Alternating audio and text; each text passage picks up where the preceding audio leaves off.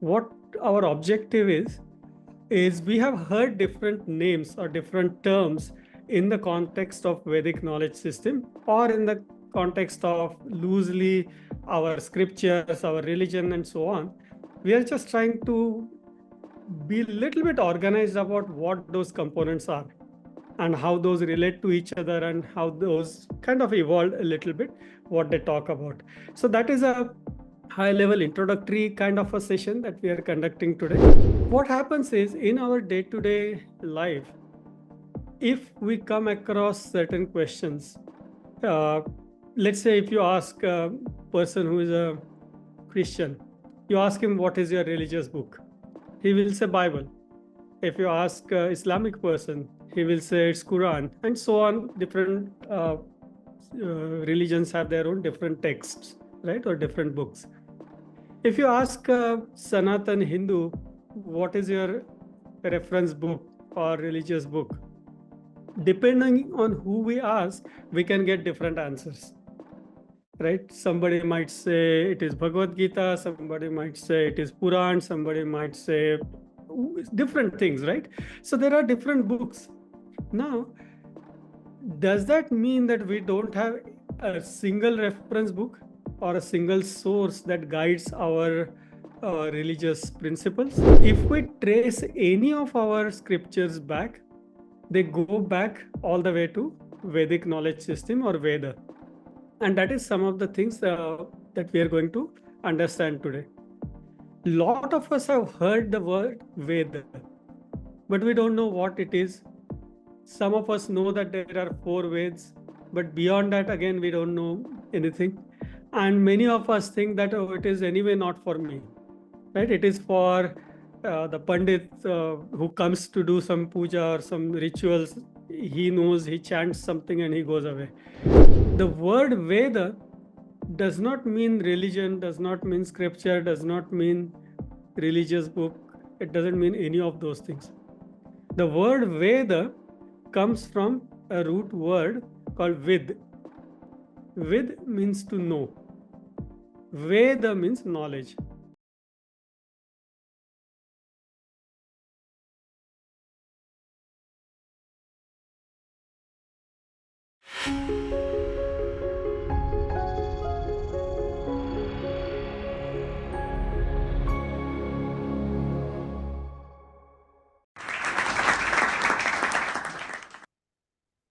Namaste to another episode of Indic Talks organized by Center for Indic Studies. Today we talk about an introduction to Vedic knowledge system, which is a book that enlightens us on the lines of the word Veda, but very few who understand the real meaning and the structure of the Vedas. In this talk, we will understand Vedas, the components of Vedas, key topics discussed in Vedas, and different branches. Today we have our speaker Parag Bhalerao ji, who will basically tell us about the same. It is a book that has been set to publish in about a week's time from when this talk is being conducted. He was born and raised in Pune, India, and he currently lives in the USA, working in the IT industry.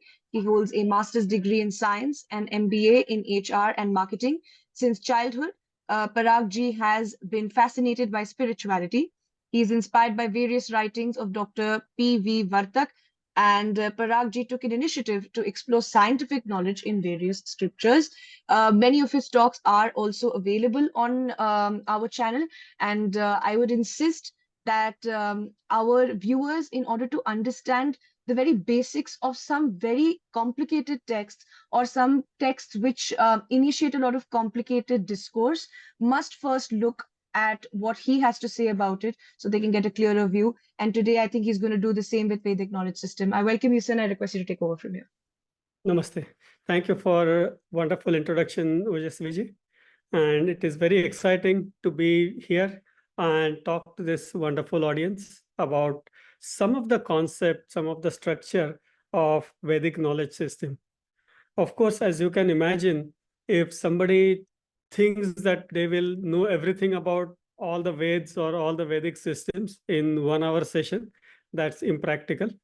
What our objective is is we have heard different names or different terms in the context of Vedic knowledge system, or in the context of loosely our scriptures, our religion, and so on.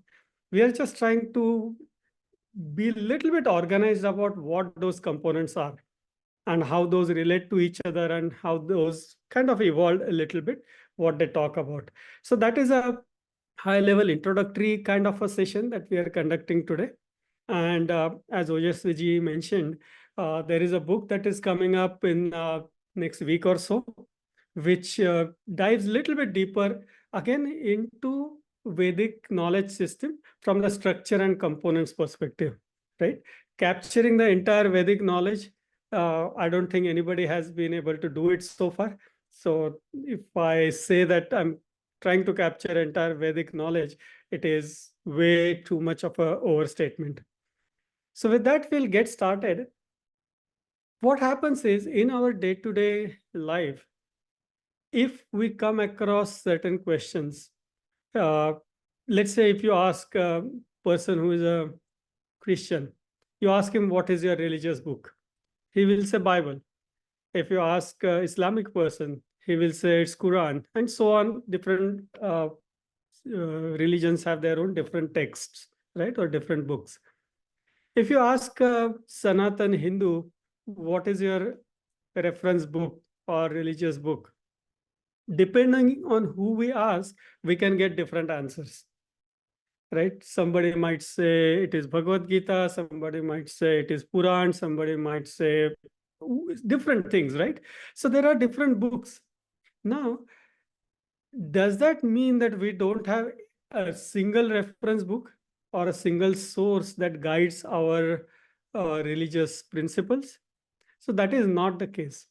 If we trace any of our scriptures back, they go back all the way to Vedic knowledge system or Veda. And that is some of the things that we are going to understand today. Lot of us have heard the word Veda, but we don't know what it is. Some of us know that there are 4 Veds, but beyond that, again, we don't know anything. And many of us think that, oh, it is anyway not for me, right? It is for the Pandit who comes to do some puja or some rituals. He knows, he chants something and he goes away. Beyond that, our introduction to Veds or contents of Veds is pretty much zero for most common people, not for very special people who take interest and study it a little further. But for most common people, it is just that something that a religious person, a guru or a pandit does. It's not something that I need to know. Well, the first important thing is that itself is a not best assumption or best way to look at it. Because the word Veda does not mean religion, does not mean scripture, does not mean religious book. It doesn't mean any of those things. The word Veda comes from a root word called Vid. Vid means to know. Veda means knowledge. So the books that we assume that are our religious books, so to say, are nothing but books of knowledge. And that knowledge is applicable to everybody. That knowledge is applicable to all of us, irrespective of our profession. Because Veds do address a lot of variety of knowledge, okay, including maths, including astronomy, including medicine, including engineering, including civil and construction and law, and we can just go on and on and on. So just saying that, oh, it has nothing to do with me is a incorrect assumption. Also, many times we don't take much interest in studying or understanding Vedic literature is because it is in Sanskrit. And many of us think that we don't know Sanskrit, or many of us don't know Sanskrit, right? But let that not be a bottleneck, let not that be a showstopper for us to explore or understand the knowledge. Because there are a lot of translations available, books available, which will help us navigate through this complex scripture. right? So with that a little bit of a background, I will just share my screen. We'll just go through a few slides and understand, as I said, some aspects of the structure of the Vedic knowledge system. And as we go along, if there are any questions, feel free to interrupt or put the questions in the chat box, and we'll do our best to get those questions answered. So as I was saying that there is a book that we will be using as a reference book for today's discussion. And that book is not out yet. It will be out in about a week's time, 10 days at the most. And the title of the book is Sacred Scrolls, Introduction to Vedic Knowledge System. I'll highly encourage that check out Amazon within a week or so and get hold of this book. It will help you understand a lot about our scriptures, our Vedic knowledge, what it provides, what information it has, so on and so forth.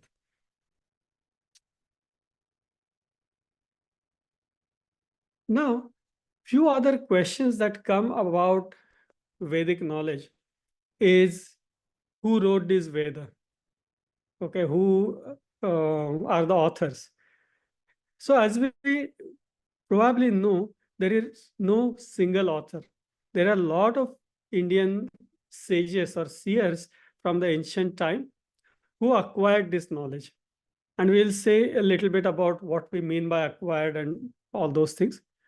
And later on, this acquired knowledge was grouped into 4 categories or 4 books or 4 collections, whichever way you want to call it.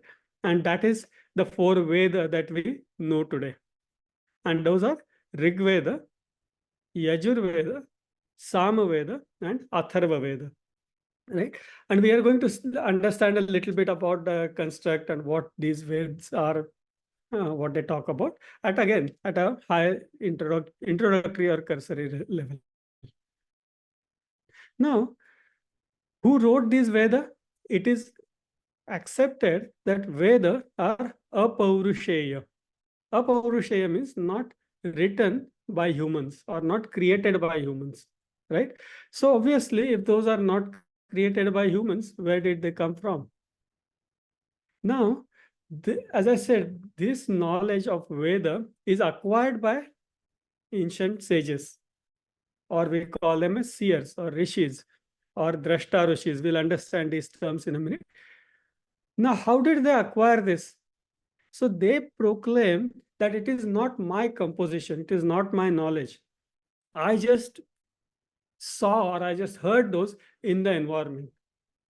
Now, there are 2 ways to look at it. One is either they were in the deep meditative state, which we also know samadhi.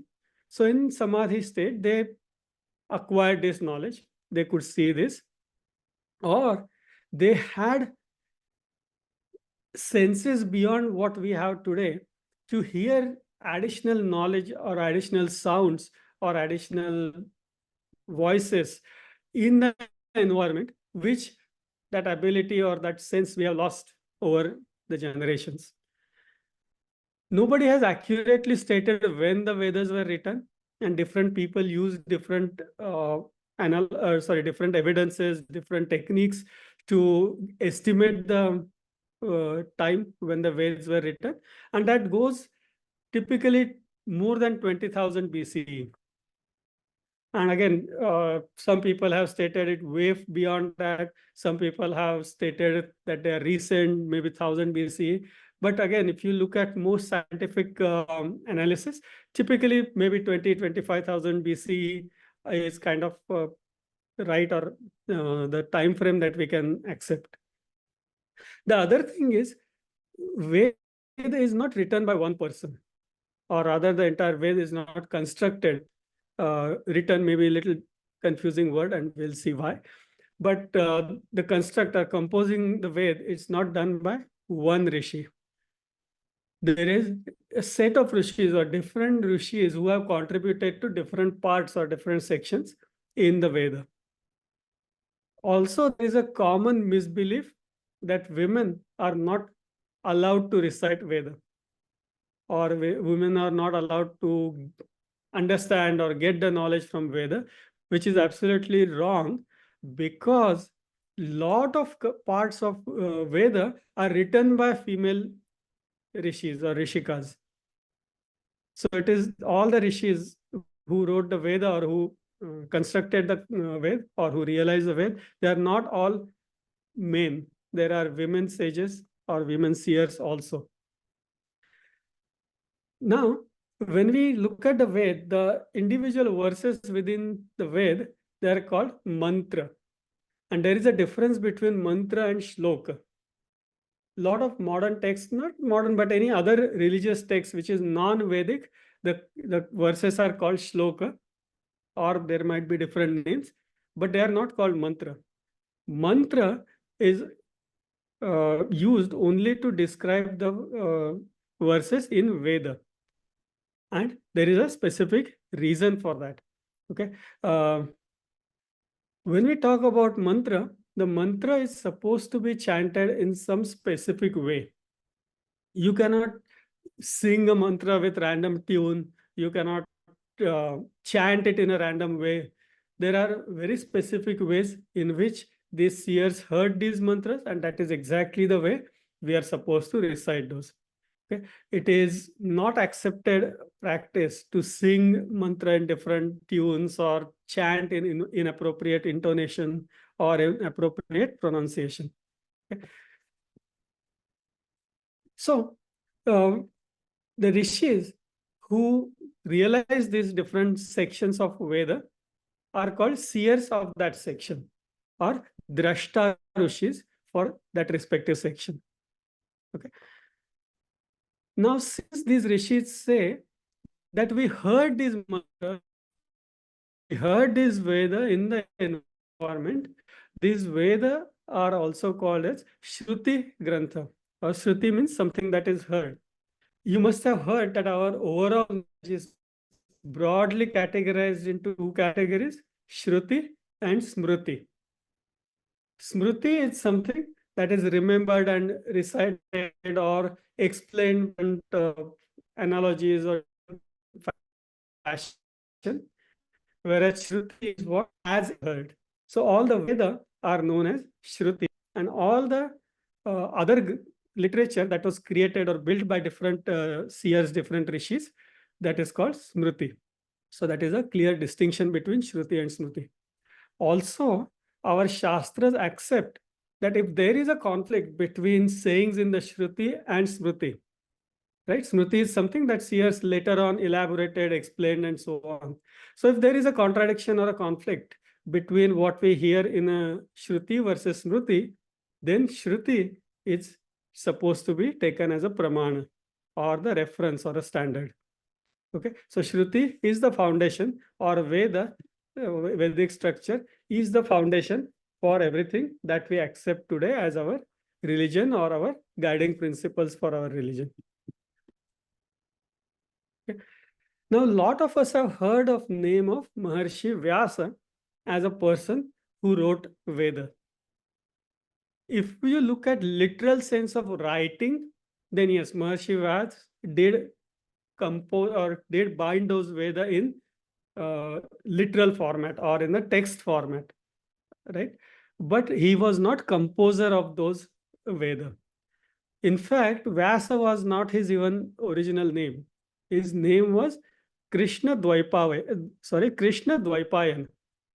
And since he did extensive study across all the religious and Vedic scriptures, he got the name as Vyasa. And since he arranged those Veda in four books, got it written, preserved it, he is also respectfully called as Veda Vyasa. And later on, he wanted to make sure that this knowledge is preserved and populated, right? And for that, he took 4 of his disciples and taught each of them one Veda and asked them to preserve the knowledge and propagate the knowledge and maintain the heritage and teach that knowledge to people, right? Also, you will see, if we try to read the Veda and either original text or even a translated text, There are a lot of stories in Vedic literature, and many times those stories don't make sense to us. How can, for example, it says Indra killed Vritasura. Now, who is Indra and why did he kill Vritasura and what do I got to do with it? So, it is important to understand or analyze these stories in the right context. These stories are there just to reveal some knowledge, very deep scientific knowledge in a easy to remember, easy to understand kind of a format. It should be or interpreted literally. If we try to, uh, and literally in many cases, it sense or definitely we understand context a lot of sense, right?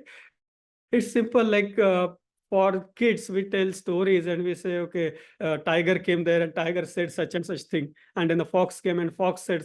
So we know that tigers don't speak human language, foxes don't speak human language, but we still preserve, maintain, and tell those stories because there is a message that we are trying to deliver through those stories. And similar thing is true for Vedic literature. You will find a lot of stories, but those stories are there to reveal or to pass on a message or give some message in story forms.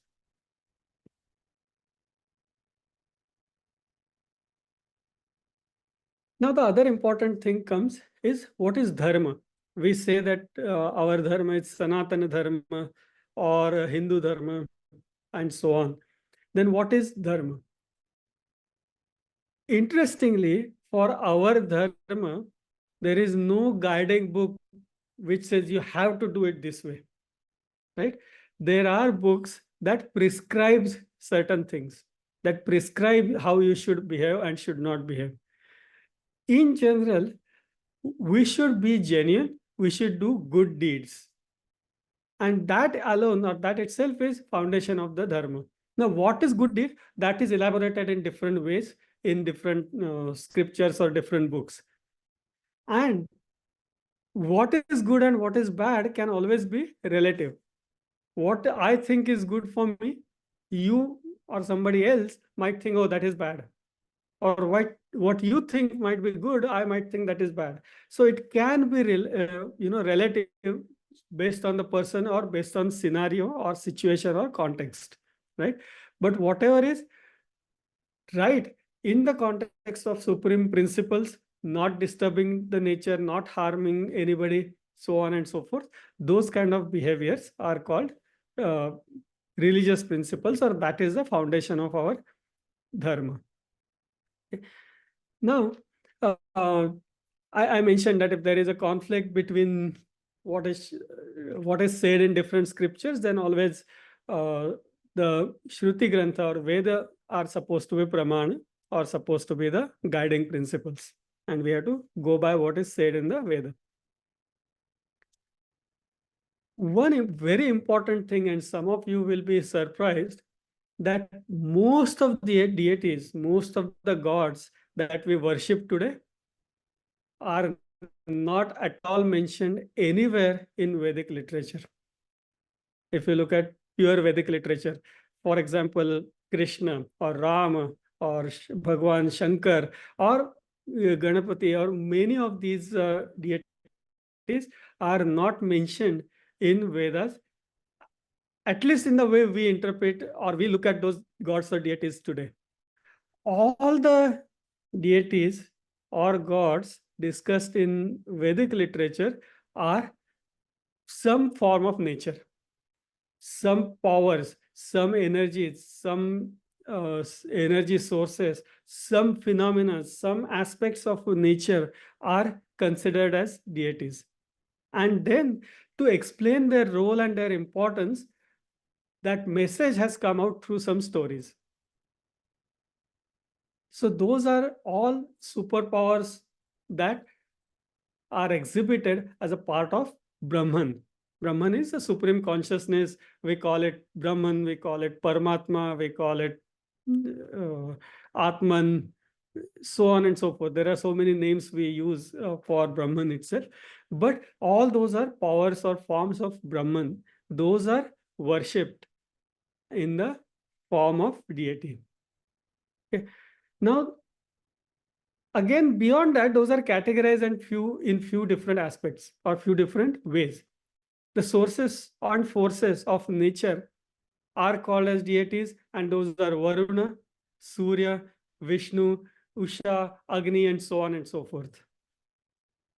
Then there are also some forces that control our emotions, and those are also treated as devatas, and some of those are Kamadeva, Mana, and so on.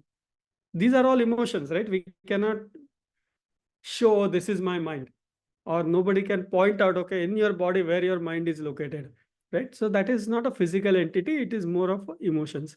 And then you will see few other references to Yaksha and Kinnara and Gandharva and Apsara and so on and so forth, and we'll see what those mean. But at a high level, these are the three categories in which all the Vedic deities are categorized. Now, one of the things that you will easily understand, that we respect our gods. Now, all these gods or deities are form of nature. That means we respect our nature. That is one of the foundation or founding principle, that we need to respect our nature. That means we should not do things that will harm the nature. And if we really go by that principle, that guiding principle, that as our standard for living, imagine how much better Earth will be today, including all the pollutions, all the destructions of various natural resources, so on and so forth, right? Overconsumption of natural resources. All those things will be so much under control if we truly believe, truly accept that nature is the God, and we should treat that God with extreme respect. Right? But that was the intention, or that was the principle of Vedic literature. That is why all these are treated as deities. And of course, there are certain activities that are prescribed to satisfy or make these deities happy, so they can shower their blessings on us. Okay, again, it in some context it sounds religious, but it is very scientific and practical. We, in the introductory discussion, we talked about Veda means knowledge. Different types of knowledge is mentioned in the Vedic scriptures. Some of those are even popular today, right? You talk about Ayurveda, for example, right? You talk about different astronomy aspects today. You talk about some of the agricultural practices.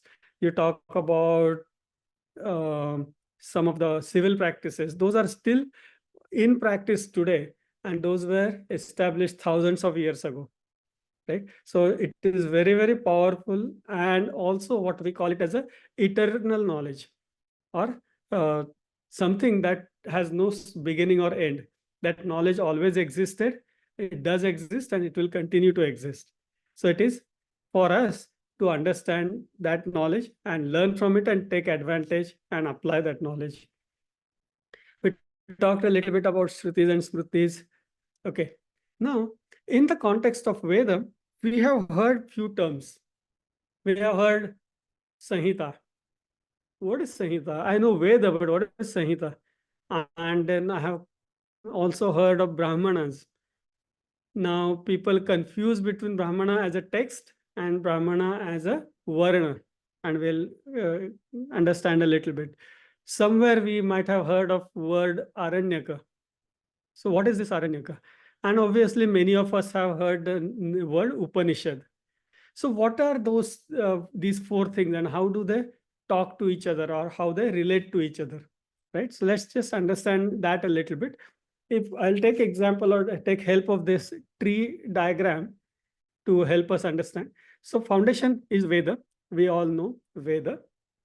Now the Veda, as we briefly mentioned, are split or divided into four categories or four groups or four Veda. First is Rig Veda, next is Yajur Veda, then Samaveda, and then Atharva Veda. Now, each Veda has something called Sanhita. Sanhita, if you do a literal translation, it means collection of mantra. So Sanhita forms the original mantra that different seers heard or they realized. So those actual mantra are called Sanhita. Those are the core foundation of respective Veda. Each Veda has Sanhita. Now, some Veda have multiple Sanhitas because once that Sanhita was acquired and teachers started teaching to other disciples or other people, then different people formed their own stream of thoughts or school of thoughts, and then they started teaching it in certain fashion. That because of that, those Sanhitas had different sets of collections that different rishis started teaching, and those were named based on that rishi or the family of the rishis or heritage of those rishis and so on and so forth. So you might find multiple Sanhitas for some of the Vedas. Now, Sanhita forms the core piece, then comes Brahmana. And again, there are different ways people interpret whether Brahmana is first or Aranyak is first, but that is not important in this current context. Brahmana is Grantha, it is a text, it is a book, Brahmana book or Brahmana text. The Brahman text provides additional elaboration of different mantras, or for lack of better words, some kind of a commentary on certain Vedic mantras or certain sections in the Veda for everybody to easily understand it, interpret it, and apply it. Brahman Grantha also talks about some of the ritualistic aspects, the yajna and karma kanda and things of that nature. So it is a further commentary of original Sanhita or original text, original Vedic text. Then comes Aranyaka. Aranyaka, as you can imagine, it has a word called Aranya. Aranya means jungle or a forest, right? So these are the texts which rishis took and contemplated, internalized, understood in a forest. Why in a forest? Because if we want to really study something, understand something, we have to get away from all the distractions. And back in those days, forests were the places where you can really go away and you will not have any distractions from rest of the community. So it is easy for us to focus, concentrate, internalize, interpret, and make additional sense out of the scripture that is written. So those are Aranyaka Grantha. And the last part is Upanishad. Upanishad also is called as Vedanta. Anta means end. So end of Vedas. Now end of Vedas does not mean Veda ends there, but the knowledge stream ends there. That is the last part of the knowledge stream in the Vedic scriptures or in the Vedic text. So Upanishad is typically, most Upanishads, not all, but most Upanishads are in the form of conversation. A teacher teaching certain principles to the disciples. So the disciples or Shishya will ask questions. In some cases, they will even challenge their teachers. And teachers always said, ask me questions. If I know the answer, I'll answer it. If I don't know, I'll try to find it out. So another aspect of our day-to-day religious practice is we never challenge our guru. Or challenge is fine. We don't want to challenge, I understand. But we don't even ask questions. Why do you do certain things? Oh, my parents did it. Why did they do it? Because their parents did it. Why did they do it? Because their parents did it. We never questioned. Or my guru told me to do certain things, so I'm doing it. We never question them. We never ask them, why are you asking me to do this? What is the purpose of this, meaning of this? It is not accepted practice in our society today to ask questions, which is very, very wrong. because in all the Upanishads, which are part of Vedic scripture or Vedic knowledge system, these are all texts where Shishya has asked questions and teachers have given them answers or explanations. You will also sometimes hear what is real part of Veda. Is Upanishad part of Veda? Is Aranyaka part of Veda? Because Veda is something that these seers heard. Now they only heard Sanhitas. Brahman and Aranyaka and Upanishads were constructed by these different sages. So is it really part of Shruti or Vedic text? And again, different people have different opinions about it. I'm just mentioning so you might hear it so you know what the context is. And people are free to interpret whichever way they want. But in most common practice, all these four aspects together form our Vedic literature. Further, if we look at the tree, I have tried to give the specifics about different Sanhitas and different Aranyakas and Brahmans associated with different Veda. We are going to spend more time on this slide. It has all the components and details. So if we look at Rigveda, Rigveda has two Sanhitas. One is Shakal and another is Bashkal. And it has a Taittiriya Aranyaka. And if we go further, it has multiple Brahman Granthas, which is Aitariya, Kaushitaki, Sankhyayan. Also, you will see that there are so many references, so many texts which mention that there are a lot more Brahmins, lot more Upanishads, lot more Aranyakas. Over the period of time, we have lost a lot of those. It's very, very unfortunate, but we have lost tremendous amount of knowledge in the over the period of time, maybe during different invasions, different people destroying that knowledge and so on. But these are the texts that are available today. And people are still discovering some texts in some different fashion and they get added, but these are what are available or commonly known today. So in Rigveda, there are three Brahmins, that is Aitareya, Kaushitaki, and Sankhya. And then Upanishads that are associated with Rigveda are Aitareya Upanishad, Bashkal Upanishad, and Kaushitaki Upanishad. Many cases, the ending part of Brahman is considered as Upanishad. So you might see at times the overlap between names.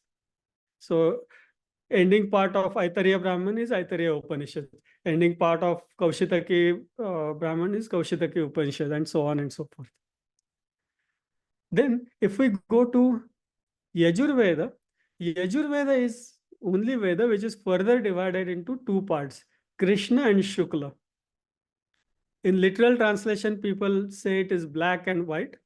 Krishna is black black Yajurveda and Shukla is white Yajurveda. Well, if you just go with literal meanings, then yeah, you can look at it that way. But it's not really black and white. Those are two different streams, two different shakhas of Yajurveda. So again, if you look at Yajurveda, there is Taittiriya branch in Krishna Yajurveda, Maitrayani, Kathaka, and Kapishtaka. And then in Shukla, there is Madhyandin and Kanva. Now, interesting story, just to give you a little bit understanding. So if we look at this slide, we see that Maharshi Vyas passed on Yajurveda to Vaishampayan. So Vaishampayan was supposed to preserve, maintain, and propagate Yajurveda. Then why did it has two branches? The story goes that one of the disciples of further studies of Yajurveda of Vaishampayan was extremely bright, and he was the most favorite disciple of the teacher. Over the period of time, he had some conflicts.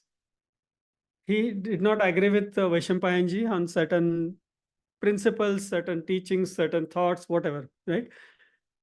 And then there was a conflict or a fight between Guru and Shishya. And Vaishampayanji said okay, you don't agree with me? Fine.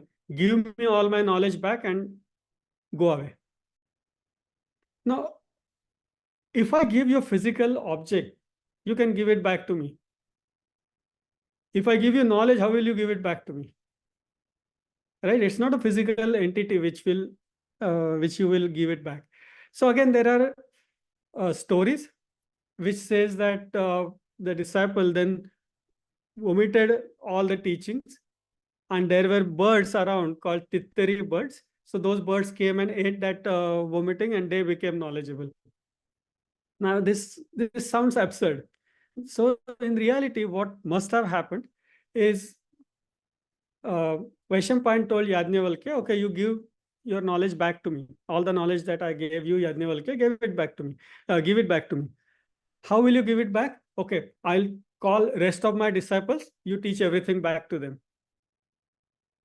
And there was a rishi called Tittari Rishi, and he acquired most of the knowledge and took it forward. So anything that came from that Tittari Rishi is Taittiriya. It is called Taittiriya. Okay.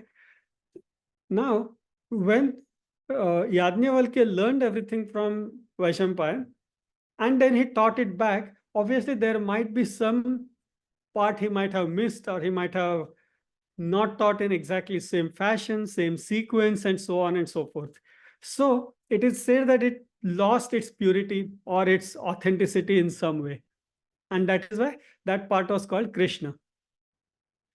Then Yajnavalkya went and he did Surya Upasana, and Surya Bhagavan was happy with his Upasana or his penance, and Surya Bhagavan taught the entire Yajurveda back to him.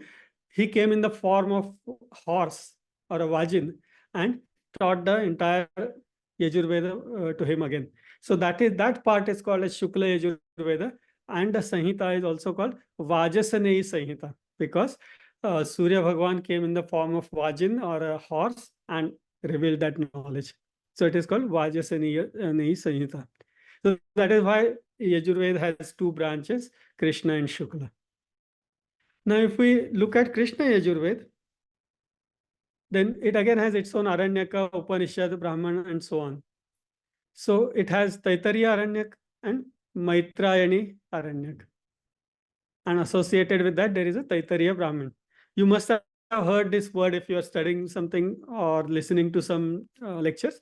Taittiriya Brahman is one of the popular Brahmins. You must have heard of that name. Similarly, on the Upanishad side, there is Taittiriya Upanishad, Maitri Upanishad, Katha Upanishad, which is very, very popular or very, very wealth of knowledge. You might have heard a lot of lectures on Katha Upanishad. It is Katha Upanishad. When it says together, it says Katha Upanishad. Also Shvetashvatara Upanishad. So you must have heard these names, especially Katha Upanishad. Very, very nice, very profound Upanishad. If you have not heard anything around that, I would highly encourage that you buy some book or even go to YouTube and listen to some lectures related to Katha Upanishad. Going on to Shukla Yajurveda. Shukla Yajurveda has its own Aranyaka called Brihadaranyaka on both the branches, Madhyandin and Kanva. And in Brahmana, it has Shatapatha Brahmana. Shatapatha Brahmana, again, within Brahmanas, that is one of the most popular or most well-known Brahman is Shatapatha Brahman. And there are Upanishads associated with Shukla Yajurveda. One of the most important ones is Brihadaranyaka Upanishad, Ishavasya Upanishad. Both these Upanishads are again very popular. You will hear a lot of stories or a lot of talks. And if we really understand, there are so many practical aspects, applied aspects that we can learn from all the Upanishads. So Rigveda was the first set of mantras that was revealed. Then the Karma Kanda portion or the Yajna or worship oriented portion of that became prominent in Yajurveda. The next one is Samaveda, where a lot of these mantras were recited in the singing kind of a fashion. So that is Sa Ama, that is those richas, those mantras, those richas sung. That is what Sama really means, Sama Veda. So the richas or the mantras are sung in Sama Veda. So the origin of Indian classical music is traced down or traced back to Samaveda through one of the Upavedas. We'll see that. Okay. So in Samaveda, again, there are multiple Sanhitas, multiple Brahmans. Tandya Brahman is one of the very popular Brahman in Samaveda. Of course, it's kind of wrong way to say it is popular because different people have focused their studies. But you will hear Tandya Brahman little more than most of the other ones. And in Upanishad, Kena and Chandogya, again, beautiful Upanishads, both associated with Samaveda. And the last one is Atharva Veda. Even in the sequence, Atharva Veda was the last one to be formed or established. Atharva Veda, you will see that there are a lot of aspects which are very common to common people's day-to-day life. And that's not the best way to say it, but a lot of aspects related to black magic are described in this Atharva Veda. Of course, those are not intended with the black magic, but that is how it later on got interpreted. So I'm using that word just to give you simple understanding. Okay. Now, Atharva Veda again has Shaunak and Pippala rishis. They had their own Sanhitas. So those are two primary Sanhitas. And Gopatha Brahman is associated with Atharva Veda. And there are lots and lots and lots of Upanishads associated with Atharva Veda. But again, the most common, the part of known, well-known or well-understood Upanishads is Prashna, Mundaka, and Mandukya.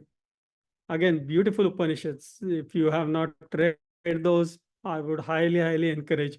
Many of us feel a little confused where to start the study. Upanishads is the best way. So we can go backwards. We can start with Upanishads, where the knowledge is explained and discussed in a question-answer, discussion-oriented format, and then go backwards to maybe learn some Brahmins and so on. So that might be the best path. So if we look at Veda, the word Veda itself, then this is what is covered in Veda. And then we'll understand a little bit about Upaveda and Vedanga. Yes, we have another 10-15 minutes. So this is the construct of Vedic text. And now some additional knowledge sprung out of this core Vedic knowledge with different intentions. And that is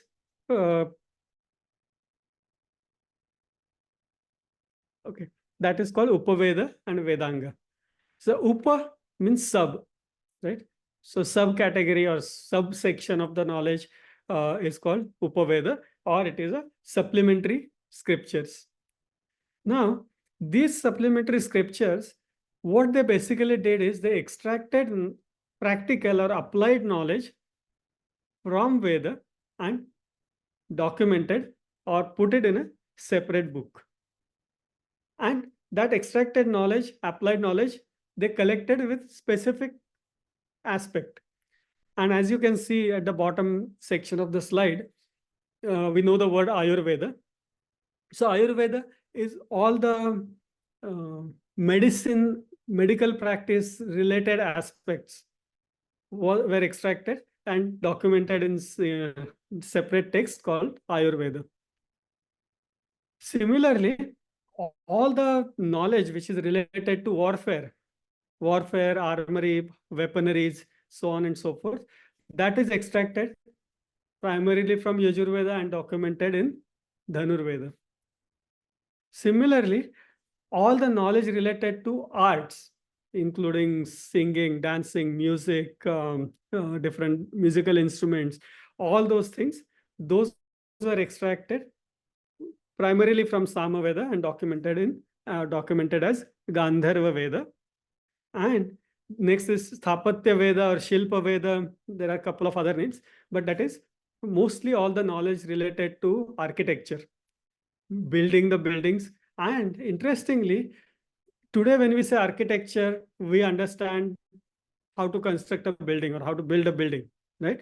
But Shilpa Veda or Sthapatya Veda, it does talk about how to build buildings, but it does not stop there. It has aspects related to entire town planning. Because if I'm building few buildings or few residential areas, how does that impact overall town? What all facilities we need to have? How will the town provide those facilities? All those aspects. So it is very, very comprehensive and not very narrow as today's different streams are. Okay, so that is some of the Upavedas. We'll quickly understand Vedanga, and we'll take a break from today's session. So Vedanga is literal translation again is limbs of Veda, but it's not that physical limbs, but different additional aspects specifically describing certain things within Vedic literature are called Vedanga. And there are 6 Vedangas. They're Shiksha, Chanda, Vyakarana, Nirukta, Kalpa, and Jyotisha. So Shiksha is the aspect that deals with phonetics and pronunciations. Okay. It is very important to pronounce different words in specific way, especially when we talk about rishas or mantra. We also say that the mantras have different benefits, right? With mantra you can achieve this, achieve that. If you want that to happen, the mantra needs to be pronounced in very specific way, in correct way. Then only we can get those benefits. And again, it is not just a religious belief.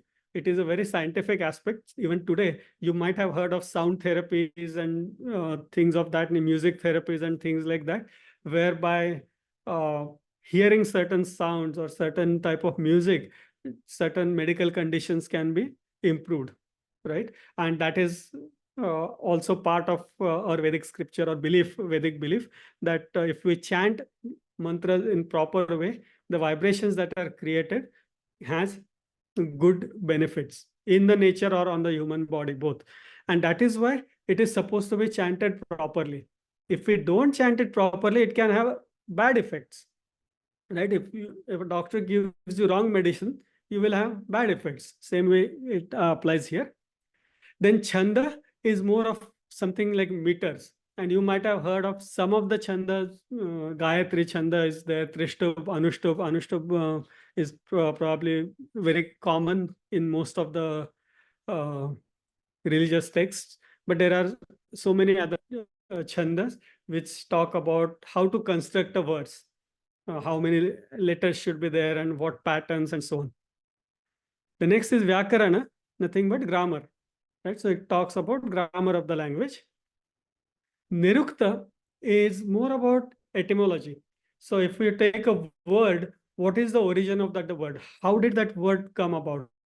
What does it refer to, and so on and so forth. So going into root or origin of certain word, that aspect is discussed in Nirukta. Kalpa talks about rituals, how to perform certain rituals and what benefits we can expect.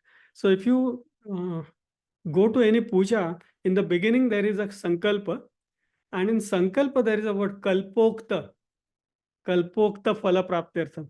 So whatever is mentioned in the kalpa, whatever is said in the kalpa to achieve that benefit is what the kalpokta phala praptyartham means. But basically kalpa elaborates more about ritualistic aspects and karma kanda aspects. And the last is jyotisha. Jyotisha is not just about astrology, but it is also astronomy.